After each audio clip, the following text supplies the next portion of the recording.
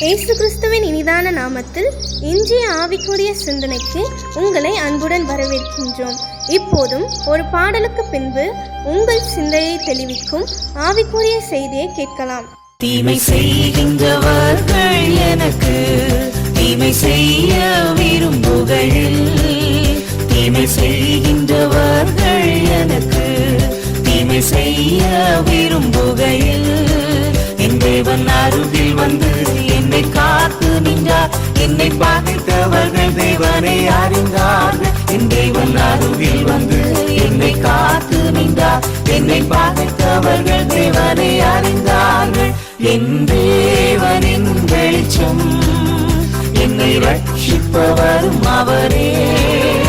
என் ஜீவனின் பலனானவர், நான் யாருக்கும் அஞ்ச மாட்டேன். ஆண்டவர் இரட்சகரமாக இயேசுவின் இனிதான நாமத்தினால் உங்களை வாழ்த்துகிறேன். இதனால் நம்முடைய ஆவிக்குரிய சிந்தனைக்காக 1 சாமுவேல் 30 அதிகாரம் 1-2 வசனத்தை நான் வாசிக்கிறேன். தாவீதும் அவன் மனுஷனும் 3 நாளிலே சிக்லாக் வந்து சேருகிறதற்குள்ளே அமலேக்கியர் தென்புறத்து சீமையின் மேலும் சிக்லாக்கின் மேலும் விழுந்து சிக்லாக்கை கொள்ளையடித்து அதை அக்கினியினால் சுட்டெரித்து அதிலிருந்த ஸ்திரீகளாகிய சிறியவர்களையும் பெரியவர்களையும் சிறைப்பிடித்து ஒருவரையும் கொன்று போடாமல் அவர்களை பிடித்துக் கொண்டு தங்கள் வழியே போய்விட்டார்கள். சிக்லாக் என்கிற இடத்தில் தான் தாவீது அவனோடு இருந்தவர்கள் மனைவி குழந்தைகள் எல்லாரும் இருக்கிறார்கள். சவுலுக்கு தப்பி தேசத்தை விட்டு ஓடிப்போன நாட்கள் அது. அப்பொழுது இவர்கள் வேறொரு இடத்துக்கு போய் திரும்பி வரும் பொழுது அந்த இடம் முழுவதும் இவர் இருந்த பகுதியெல்லாம் தீயினால் சுட்டரிக்கப்பட்டிருக்கிறது. யாருமே பார்க்க முடியவில்லை. மனைவிமார்கள், பிள்ளைகள் யாரும் இல்லாமல் இந்த 600 பேருக்கும் ஒரு பெரிய ஒரு அதிர்ச்சி. என்ன நடந்தது, எங்கு போயிருப்பார்கள் என்னென்று ஒரே குழப்பம். பலன் இல்லாமல் போக தட்டம் அழுகிறார்கள். யோசித்துப்பார்கள், அழுவதற்கு கூட பலன் இல்லையாம். சோர்ந்து போய்விட்டார்கள். என்ன செய்வதென்று தெரியவில்லை. தாவீதோடு இருந்த 600 பேரும் தாவீதுக்கு விரோதமாய் மாறிவிட்டார்கள். அந்த சூழ்நிலையில உம்மை நம்பி நாங்கள் வந்தோம், எங்கள் குடும்பத்தை இழந்து நிற்கிறோமே என்கிற ஒரு தாக்குதல் ஒரு பக்கம். பல விதத்தில் இப்படிப்பட்ட தாக்குதல் இருக்கிறபடியினாலே தாவீது என்ன செய்வதென்று அந்த சூழ்நிலை தெரியவில்லை. ஆனால் அந்த நேரத்தில் தாவீது செய்த காரியம் ஒரே ஒரு காரியம், கர்த்தருடைய சமூகத்தில் போய் கர்த்தரிடத்தில் விசாரிக்கிறான். அடுத்து நான் என்ன செய்வது? கூட இருந்தவர்களும் விரோதமாய் மாறிவிட்டார்கள். வேறு வாய்ப்பு இல்லையா, வழி இல்லையா? அநேக நேரம் எல்லா விதத்திலும் சூழ்நிலைகள் நமக்கு எதிராய் மாறும் பொழுது சோர்ந்து போய் சிலர் தங்கள் வாழ்க்கையை முடித்துக் கொள்கிறார்கள். இனி வாழ்வதற்கு பிரயோஜனம் இல்லை என்று சொல்லி பாதையை மாற்றிக் கொள்கிறார்கள். இனி ஆண்டவரை நம்பியும் பிரயோஜனம் இல்லை என்று சொல்லி சோர்ந்து போய் முடங்கி விடுகிறார்கள். தாவீது அந்த நேரத்திலே கர்த்தரிடத்தில் விசாரிக்கும்படியாய் போய் உட்கார்கிறார். நடந்ததென கர்த்தர் பேசுகிறார். தன்னை கர்த்தருக்குள் திடப்படுத்திக் கொண்டு நான் அடுத்து என்ன செய்வது?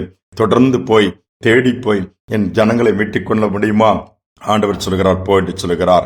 600 பேரும் கூட போகிறார்கள், வேறு வழி இல்லாமல். அதுல 200 பேர் நின்று விட்டார்கள். இன்னும் கொஞ்சம் தூரம் போனவுடன் 200 பேர் அடுத்து விடாய்த்து போய் நின்று விட்டார்கள். 600 பேர்ல 200 பேர் மட்டுமே கடைசியாக போகிறார்கள். ஒன்று குறையாமல் எல்லாவற்றையும் திருப்பிக் கொண்டு சிறையிருப்பை மாற்றுகிறார். யோசித்து பாருங்கள், சிறைப்பிடித்து போகப்பட்டவர்கள் எல்லாவற்றையும் இழந்த நிலைமையில் இருந்த தாவீது மீண்டுமாய் திருப்பிக் கொண்டு வருகிற அளவுக்கு கர்த்தர் நடத்தினார். இன்னைக்கு உங்கள் வாழ்க்கையில உங்களுடைய ஆசீர்வாதம் சிறை வைக்கப்பட்டிருக்கலாம். நன்மைகள் இன்னைக்கு சிறைப்பிடித்து கொண்டு போகப்பட்டிருக்கலாம். கஷ்டப்பட்டு பிரயாசப்பட்டு சம்பாத்தியம் பண்ணது எல்லாத்தையும் இழந்து நிற்கிறோம்.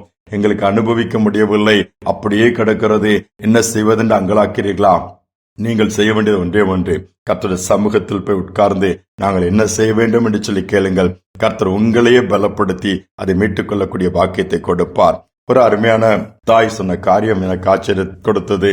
அருமையான மகனை வளர்த்தார்கள், விதவை தாய். கடைசியிலே அவனுடைய நண்பர்கள் ஒரு கொலையிலே பங்குள்ளவர்களாய் மாறினதினாலே இவனும் அவனுடைய நண்பர் தானே என்று சொல்லி சிறையிலே போடப்பட்டான். நண்பர்கள் எல்லாம் நல்ல வசதி, அதனால் அவர்களே நல்ல பெரிய பெரிய அட்வொகேட்டை வைத்து ஜாமீன் வெளியே கொண்டு வந்து விட்டார்கள். இந்த பையன் தவறு எதுவுமே பண்ணவில்லை. அந்த சம்பவம் நடந்த நாளிலே அந்த இடத்திலே இந்த வாலிபனும் இல்லை. ஆனால் இவனுடைய நண்பர்கள் அதை செய்தபடியினால் இவனும் கூட சேர்ந்து செய்திருக்க கூடும் என்கிற அந்த சந்தேகத்தின் பேரிலே உள்ளே அரெஸ்ட் பண்ணி விசாரணைக்காக தூக்கி ஜெயிலே போடப்பட்டு விட்டான். இவனை ஜாமீன் எடுப்பதற்கோ இவனுக்காக வழக்காடுவதற்கோ வாதாடுவதற்கோ யாருமே முன்வரவில்லை. என்ன அந்த அளவு பண வசதி கிடையாது. ஆனால் இவன் கொண்டு வரும் பொழுதெல்லாம் அந்த தாய்ப்பை நீதிமன்றத்தில் போய் நிற்பார்கள். யாராவது அட்வொகேட்டை வைங்கன்னு ஜட்ஜி கேட்டா, என் பையனுக்கு யாருமே கிடையாதியா, எனக்கும் யாரும் கிடையாது, என் கணவன் இறந்து போய்விட்டான், பண வசதி கிடையாது, நான் வேணா பேசுறையா, என் பிள்ளை அப்படிலாம் செய்ய மாட்டான். அந்த குறித்த நாள்ல இந்த சம்பவம் நடக்கும்போது என் பையன் என்னோடு கூட இந்த ஊர்ல கூட நாங்க வேறொரு இடத்துல இந்த உறவினர் வீட்டுக்கு போயிருந்தோம், அங்கதான் இருந்தோம். இது உண்மையானா நிரூபிக்க எனக்கு தெரியலையான்னு சொல்லி பல நாட்கள் பல ஆண்டுகள் இப்படி ஓடிச்சிருந்த வயதான அம்மா தடுமாற ஆரம்பித்து விட்டார்கள். ஜட்ஜி யோசிக்க ஆரம்பித்தார், யாருமே இல்லாத ஏன் இந்த தாய் இப்படி வந்து நிற்கிறான்னு சொல்லி உடனே போலீஸ் டிபார்ட்மெண்ட்டுக்கு கோரிக்கை வைத்தார். இதை அந்த நாளிலே இவர்கள் அந்த ஊரில் அந்த பகுதியில் தான் இருந்தார்கள் என்பதை விசாரித்து உறுதிப்படுத்துங்கள் சொல்லி விசாரணை ஆரம்பித்தது. அது உண்மையாகவே அந்த நாளில் இந்த தாயும் மகனும் அங்குதான் இருந்திருக்கிறார்கள். பின்பு அதிலிருந்து விடுவிக்கப்பட்டானாம். சந்தோஷமாய் தன் மகனை வீட்டிற்கு அழைத்து கொண்டு வந்தார்களாம். யாருமே இல்லை என்று சொன்னாலும் கர்த்தர் இருக்கிறார், நின்று நமக்காக வழக்காடி சூழ்நிலை மாற்றிக் கொடுப்பார். சோர்ந்து போக வேண்டாம், எதை குறித்து கவலைப்படவும் வேண்டாம். தைரியத்தோடு முன்னேறி செல்லுங்கள். உங்கள் காரியங்கள் எல்லாவற்றையும் விசாரிக்கிறவர் கர்த்தருக்குள் நம்மை நாமே திடப்படுத்திக் கொள்கிற காலத்துக்குள் வந்துவிட்டோம். யாருமில்லை, நான் தனியாக அனாதை போல் இருக்கிறேன், ஒரு பேச்சு துணைக்கு கூட ஆளில்லை என்று சொல்லுகிறீர்களா? கர்த்தர் இருக்கிறார். எல்லாவற்றிலும் கைவிடப்பட்டு புறக்கணிக்கப்பட்டு இருக்கிறீர்களா? சிறையிருப்பை மாற்றுகிற தேவன் உங்கள் பட்சத்தில் இருக்கிறார். யுத்தம் பண்ணுவார், எல்லாவற்றையும் ஜெயமாய் மாற்றி கொடுப்பார். ஜெபிப்போம். அன்பின் தகப்பனே, இந்த நாளிலும் சிறைப்பட்டு போன பிள்ளைகளுக்காக துக்கத்தோடு வேதனையோடு கண்ணீரோடு நெருக்கத்தோடு பாடுகளோடு எங்களுக்கு யாருமே என்று அங்கலாக்கிய பிள்ளைகளுக்காக நான் ஜெபிக்கிறேன். நாங்கள் எப்படி போராடுவது, எப்படி இந்த சூழ்நிலை எதிர்த்து நிற்பது? எங்களுடைய சுதந்திரம் இன்னைக்கு பறிக்கப்பட்டு போய்விட்டது. அவர்களோடு மோதுவதற்கு எங்களுக்கு திராணி இல்லை, பலன் இல்லை, எந்தவித பவர் இல்லைன்னு சொல்கிற பிள்ளைகளை நினைத்து நீர் சர்வ வல்லவராய் இருக்கிறீர். உம்முடைய பிள்ளைகளுக்காக இந்த நாளிலே வழக்காடி எதெல்லாம் உடைய பிள்ளைகளுடைய ஆசீர்வாதத்தை எங்கெல்லாம் இழந்து போய் நிற்கிறார்களோ, எதெல்லாம் சத்துருவின் கையில் இருக்கிறத பிடுங்கி திருப்பி கொடுத்து அதை அனுபவிக்கக்கூடிய பாக்கியத்தை கொடுங்க. தாழ்த்தி ஒப்பு கொடுக்கிறேன் அப்பா. வழக்காடுவதற்கு ஆள் இல்லையேன்னு சொல்கிற பிள்ளைகளுக்கு நீரே அப்பா எல்லாமாக இருந்து அவர்களுக்கு வழக்காடி யுத்தத்திலே ஜெயித்து கொடும் தாழ்த்தி ஒப்பு கொடுக்கிறேன். துதிகனமை ஏற்றுக்கொள்ளும் இயேசுவின் நாமத்தில் பிதாவே, ஆமேன் ஆமேன். கர்த்தர் நமக்காக வழக்காடுவார், நம்முடைய காரியங்களை நன்மையை மாற்றுவார், சிறையிருப்பு மாறி எல்லாவற்றையும் திருப்பிக் கொள்ளக்கூடிய பாக்கியத்தையும் கொடுப்பார். சிந்தனையோடு இந்த நாளை தொடர்வோம். மீண்டுமாய் நாளை தினம் சந்திப்போம்.